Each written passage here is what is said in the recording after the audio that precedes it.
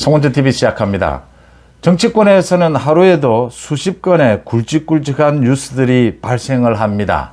지역적인 뉴스들이, 사건들이 굉장히 전국을 흐르는, 흐름을 바꾸는 큰 영향을 미칠 때도 있고, 또 전국의 큰 그림 속에서 이 작은 이 사건, 사고들이 생겨난다. 뉴스들이 생겨난다. 그래서 정치권의 뉴스들을 바라볼 때 이 작은 사건들도 뭐 굉장히 중요할 때가 있지만 전체적인 큰 그림, 큰 전략, 모든 대부분의 정치인들이 자신이 생각하는 큰 전략을 세워놓고 거기에 따라서 여러 가지 메시지를 내고 정치적인 언행을 하게 됩니다. 그래서 굉장히 복잡하게 2단계, 3단계 이렇게 꺾어서 메시지를 내고 행동하는 경우가 많은데, 그런 것들을 해석할 때 그 정치인이, 그 정치 집단이 전체적인 그림, 어떤 그림을 그리고 있느냐, 전략이 뭐냐, 거기에 따라서 가장 정확한 해석을 하게 됩니다. 총선을 앞두고 가장 큰 변수는 뭘까? 지금 국민의힘, 민주당, 여야 사이에 누가 뭐래도 이재명의 사법 처리입니다. 이재명이 민주당의 간판, 얼굴로 총선을 치르게 될 경우에 이게 누구에게 유리하냐? 아니면 이재명이 2선으로 물러나는 형태, 아니면 완전히 이재명이 민주당에서 당대표직에서 쫓겨나는 형태, 그런 경우들에 있어서 총선의 예상 어떻게 될 것이냐. 뭐 민주당도 그렇고 국민의힘도 그렇고 큰 그림을 그려놓고 매일같이 수정하고 그런 큰 그림 속에서 큰 전략에 따라서 움직이게 됩니다. 이재명의 사법 처리가 어떻게 될 것이며 이재명이 다음 총선에서 민주당 얼굴로 총선을 치르게 될까? 매일같이 뉴스는 쏟아집니다. 이재명이 뭐 탤런트 김부선 씨와의 관계가 있었다. 유동규의 진술도 이어지고 있고 매일같이 법정에서 이재명 관련 진술이 나오고 있습니다. 남욱이 이제 이야기를 했습니다. 이재명에게 대선 자금을 전달했는데 그 돈을 김용이 받아갔다. 김용이 백화점 쇼핑백에 이 돈을 받아서 옆구리에 끼고 갔다. 그 장면을 봤다. 이건 지금 며칠 전에 정민용 변호사가 진술한 것과 거의 일치하고 있습니다. 그러니까 남욱이 조성한 돈 이외에 김만배가 조성한 돈이 또 따로 있었다. 그 돈도 김용에게 전달이 됐다. 그 돈은 소위 428억 원, 이재명 측의 지분으로 할당이 된 428억 원의 일부라고 본다. 계속 이렇게 입이 맞춰지고 있습니다. 같은 진술이 되풀이되고 있습니다. 이재명에게 대선 자금이 전달이 됐다. 428억 원 중에서 전달된 것도 있고 남욱이 또 따로 전달한 것도 있다.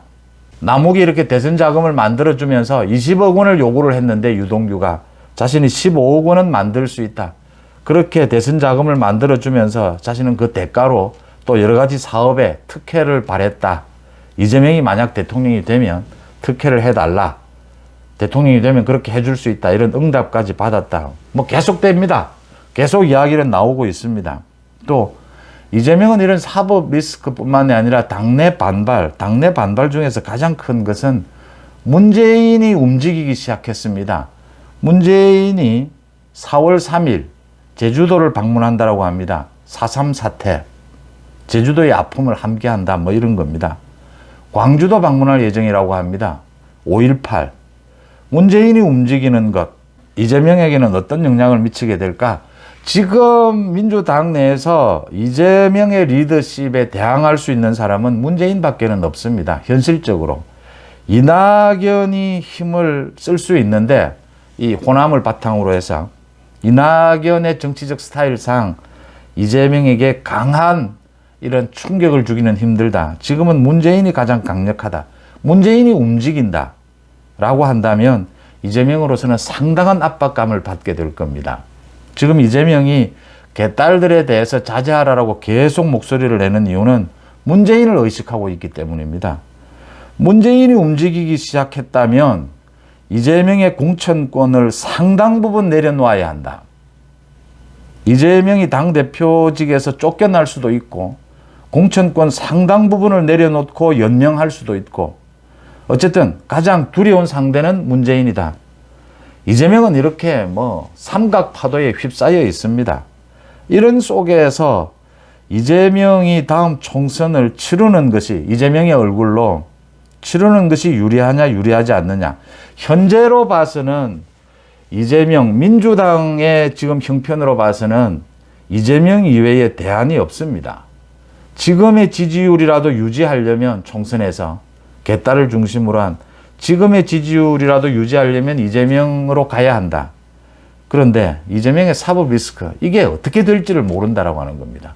그래서 대비를 할 수밖에 없고 공천을 놓고 야합을 하거나 이재명이 이선으로 물러나는 방안도 있을 수가 있다. 이재명의 사법 리스크를 놓고 가장 큰 변수는 뭐냐? 두 가지로 꼽힙니다. 물론 기본적으로 이재명이 저지른 그 비리 혐의에 대해서 검찰이 얼마만큼 밝혀내느냐, 이게 기본적인 팩트입니다. 그 위에 변수 두 가지가 있습니다. 하나는 제2의 체포동의안이 왔을 경우에 국회에서 민주당에서 어떤 결정을 내리게 되느냐, 또 반란표가 나와서 이재명이 영장실질심사를 받으러 가야 하느냐. 이재명은 지금 상황에서 영장실질심사를 받으러 가면 구속입니다. 증거인멸, 도피 우려 모두 지금 다 드러나 있는 상황입니다.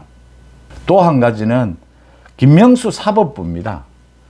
이재명이 지금 믿고 있는 것은 김명수 사법부입니다. 김명수 사법부의 뭐 이상한 판결은 어제 오늘 일도 아니고, 김명수 자신이 지금 그 대법원장 공관을 꾸미면서, 이 호화롭게 꾸미면서 예산을 들인 부분, 또 공관에서 자신의 자녀와 관계되는 청탁 혐의, 뭐 이런 부분들에 대한 수사를 받고 있습니다. 수사가 진행 중인데 그게 제대로 진행이 되지를 않고 있습니다. 그런 부분들도 걸려서 김명수도 상당히 위기에 있는 건 사실입니다. 그런데 김명수가 오는 9월에 퇴임을 합니다. 이번에 가장 문제가 됐던 헌법재판소 검수완박 법안에 대해서 절차는 위헌인데 결과는 합헌이다라고 하는 이런 어처구니 없는 결론을 내면서 헌법재판소가 왜 필요하냐, 없애라라는 말씀들을 많이 하십니다. 국민들이 헌법재판소가 도대체 왜 필요하냐, 없는 국가도 있다. 헌법재판소가 없는 국가에서는 헌법재판소의 그 기능, 위헌, 이 부분을 판결하는 것을 대법원에서 하게 됩니다. 이 통합이 되어 있는 거죠. 이제 분리되느냐 통합되느냐 이 차이입니다. 헌법재판소를 없애야 된다라고 하는 이야기를 하는데, 헌법재판소장, 지금 유남석 헌법재판소장도 오는 11월이면 임기가 끝이 납니다. 이 유남석 헌법재판소장, 이게 대통령 임명하는 몫입니다. 그래서 윤석열 대통령이 임명하게 됩니다. 오로지 대통령 사람으로 뽑을 수가 있습니다. 그런데 헌법재판소장과 김명수 대법원장 9월, 11월 이제 끝납니다. 헌법재판소장을 윤석열 대통령이 임명하게 되면 5대4, 이제 진보 5, 보수 4, 이게 거꾸로 됩니다. 보수가 5, 진보가 4 이렇게 뒤집히는 셈이 되는 겁니다. 그런데 김명수도 9월에 바뀌고 윤석열 대통령이 임명권을 갖고 있는 이 헌법재판소장도 11월에 바뀌는데, 그러면 헌법재판소의 분위기, 대법원, 법원의 분위기도 많이 바뀔 수가 있는데, 문제는 우리 헌법에 대통령이 헌법재판소장과 대법원장을 임명할 때는 국회의 동의를 받도록 되어 있습니다. 지금 국회는 민주당이 장악하고 있습니다. 민주당이 동의를 해주지 않을 것이다라고 하는 겁니다. 민주당이 동의를 해주지 않으면 헌법재판소장, 대법원장 임명 없이 계속하는 공백 상태가 이어질 수가 있습니다. 우리 헌정사에 또 뭐 처음 있는 일을 겪게 될 겁니다. 지금 이재명의 민주당은 무슨 짓이든 할 것이기 때문에 이렇게 이제 국정이 혼란스러워진다라고 하는 겁니다. 이 대목에서 민주당의 최기상 의원 비롯해서 민주당 의원 44명입니다. 공동 발의를 했습니다. 대법원장 임명 절차를 바꾸는 법원조직법 개정안을 지난 23일 발의를 했습니다. 이게 지금 어떻게 내용이 되어 있느냐? 대법원장은 대통령이 뽑아서 대통령이 임명하는 자리입니다. 그런데 이 임명 절차를 바꾸자라고 하는 겁니다. 어떻게 바꾸느냐? 11명으로 구성을 하자. 대법원장 추천위원회를 만들자라고 했습니다. 뭐 법원 행정처장, 법학 전문 교수, 변호사 협회장, 각종 이래가지고 11명으로 대법원장 추천위원회를 만드는데, 이 중에 지금 7명을 현재 김명수 대법원장이 추천하도록 이렇게 되어 있습니다. 김명수 입맛대로 지금 차기 대법원장을 추천하자. 그래서 대통령이 임명을 꼭 해야 되는, 의무적으로 해야 되는 이런 식으로 법을 바꾸자라고 합니다. 대법원장 김명수가 바뀐다라고 하니까 민주당이 국회에서 동의를 해주지 않을 수가 있습니다. 그러면 국민들의 엄청난 지탄이 쏟아지게 될 겁니다. 아예 법을 또 바꾸자라는 겁니다. 민주당이 지금 할 수 있는 건 법을 바꾸는 것 외에는 방법이 없거든요. 동의 안 해줄 수 있지만 국민적인 지탄이 두렵기 때문에 아예 법을 바꿔버리자라고 하는 겁니다. 지금부터 법을 바꾸자라고 해서 아예 윤석열 대통령이 대법원장, 헌법재판소장을 임명하지 못하도록, 윤석열 대통령의 사람으로 임명하지 못하도록 막겠다라고 하는 겁니다. 막지 못하더라도 논란은 일으키겠다라고 하는 겁니다. 당연히 윤석열 대통령은 이런 법안 거부해야 합니다. 이거 헌법의 위배입니다. 헌법에 대법원장과 헌법재판소장은 대통령의 고유권한으로 되어 있습니다. 대통령이 뽑아서 임명하도록 이렇게 되어 있습니다. 보장해주고 있습니다. 그걸 바꿔버리겠다라고 하는 겁니다. 민주당은 지금 논란이라도 일으키자라고 하는 겁니다. 그러니까 9월에 김명수가 바뀌더라도 또 11월에 유남석이 바뀌더라도 윤석열 대통령 마음대로 임명하지 못하도록 어떤 형태로든지 이 발목을 잡겠다라고 하는 이야기입니다. 이 부분에서 이재명의 지금 전략을 읽을 수가 있습니다. 이재명은 현재 자신에게 드러나 있는 10가지가 넘는 이 비리에 대해서 검찰 수사가 이 정도일 것이다. 이 정도라면 헌법재판소, 대법원장을 장악하고 있으면 국회의 권력으로 재판에서 끌고 갈 수 있다. 최소한 시간은 끌 수 있다. 그러면 총선까지 끌고 갈 수 있다. 자기 얼굴로. 그래서 총선에서 민주당이 이기는 그런 결과가 온다면 정치적인 이 탈출구를 찾아볼 수도 있을 것이다. 지금 이재명의 전략은 이런 겁니다. 그 다음 문재인이 움직이고 반명 비명이 움직이지만 결국 이재명을 버리면 이재명은 마지막 협박 카드는 분당입니다. 민주당을 쪼개버리겠다라는 겁니다. 너가 나가라는 겁니다. 이게 지금 이재명이 쥐고 있는 이 카드입니다. 그래서 이재명이 감옥에 가더라도 문재인을 비롯한 비명 반명이 이재명을 어떻게 하지 못할 것이다라고 하는 것은 이재명이 이 당대표직을 쥐고 있는 한 어떻게 할 방법이 없습니다. 법적으로. 거기에다가 이재명은 정 안 되면 분당을 해버리겠다라고 협박을 하고 있기 때문에 이재명에게 목이 끌려갈 것이다. 공천권을 갖고 야합을 해서 당을 이렇게 추스러 갈 그런 방법을 택하겠지만 최악의 수단으로는 그런 방법도 생각하고 있다.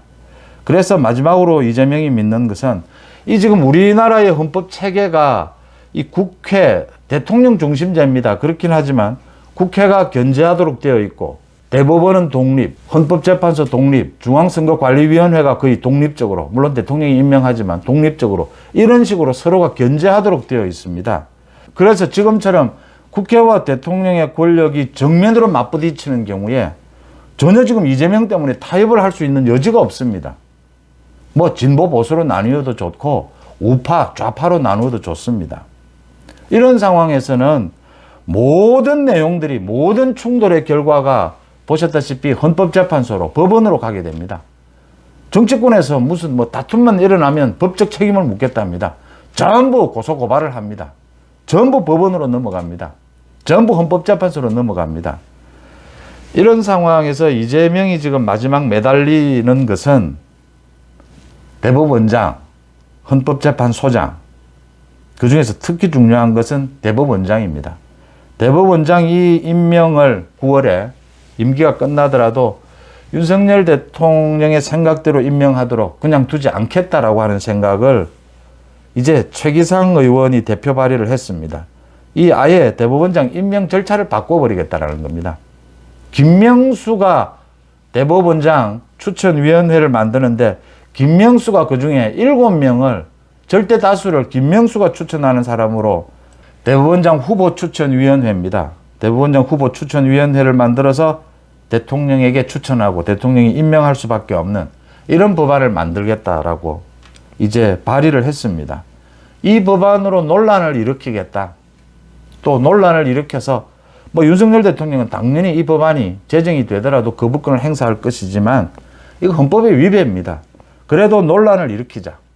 김명수 대법원장 이 논란 속에서 명분을 얻어서 김명수 대법원장 후임을 윤석열 대통령이 지명하더라도 국회에서 동의해주지 않겠다. 최소한.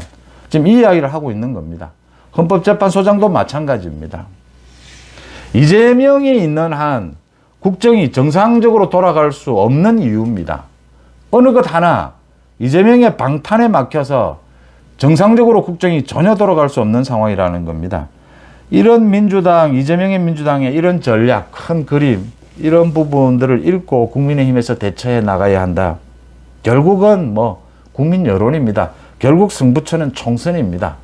큰 그림 속에서 그날 일어나는 작은 사건, 사고들, 뉴스들을 한번 점검해 볼 필요가 있다. 이런 말씀을 드립니다. 송은재TV 마칩니다. 고맙습니다.